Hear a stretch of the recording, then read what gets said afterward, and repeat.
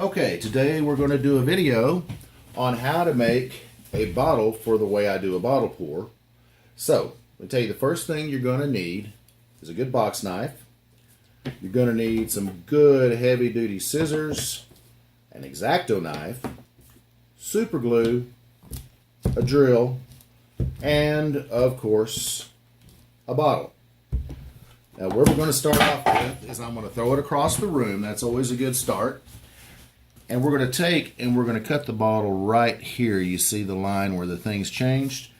So, now be very careful. I have cut myself a time or two doing this, and I would hate for you to do the same.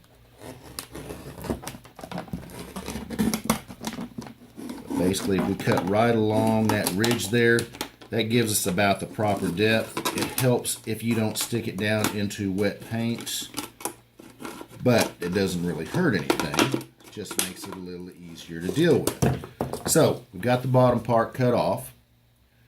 We're going to use that, and then we're going to take the stem, and you'll notice right here where that curve starts, I want to get it right close to there, but you don't want to try to cut that with your knife. You want to cut a little higher than that, like so.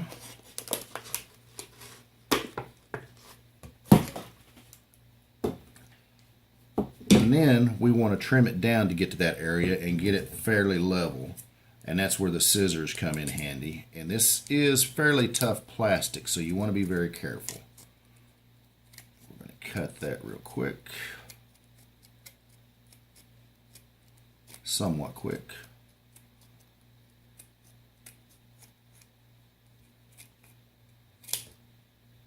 Now I've tried cutting it higher, but the thing you get into there is stability.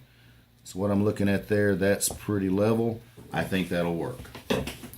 So we've got that here. The next part, you'll notice on the bottle it has 5 indentions, and you want to take and you want to drill a hole at the lowest part of each of those indentions for the paint to flow through. So we're going to do that real quick. And once again, do this very carefully.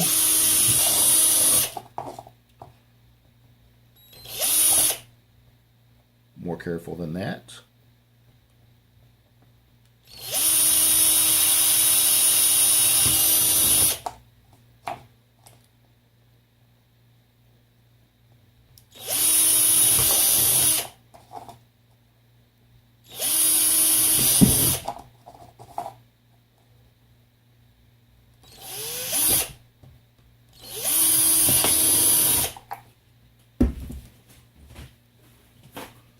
Okay, so we got 5 holes there. Let me wipe the paint off of this. Makes it a little easier to work with. Or maybe I'll just smear it around more and give it some decoration. Why not, right? Now, generally with the X-Acto knife, what I want to do is come in and you'll notice there's some kind of rough edges around that. I like to trim those off and make it pretty smooth. The other thing you want to make careful of is that none of these little pieces of plastic stay in it, because they will get into your paint and cause some pretty much unwanted effects, and it'll cause, I don't know how you'd say it, this little daubs where the paint puddles up like you don't want. Now, something I found very handy is I found this little attachment for my drill that I can take, put in here, and just kind of smooth that out. It's not necessary. I've just found that I like it better that way.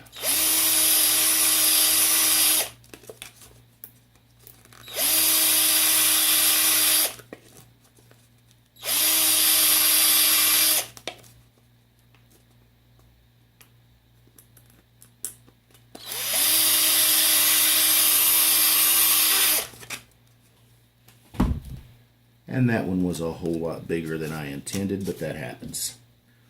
So once again, I'm going to come back in, trim off some of the rough edges.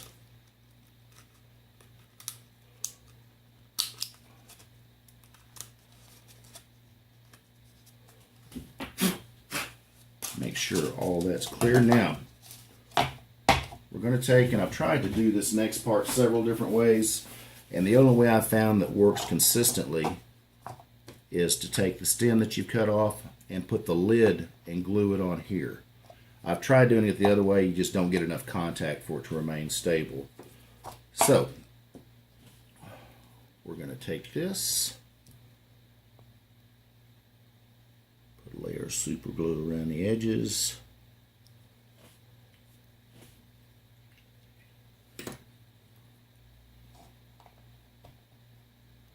Place it there. And we're just going to have to let that set for a few minutes.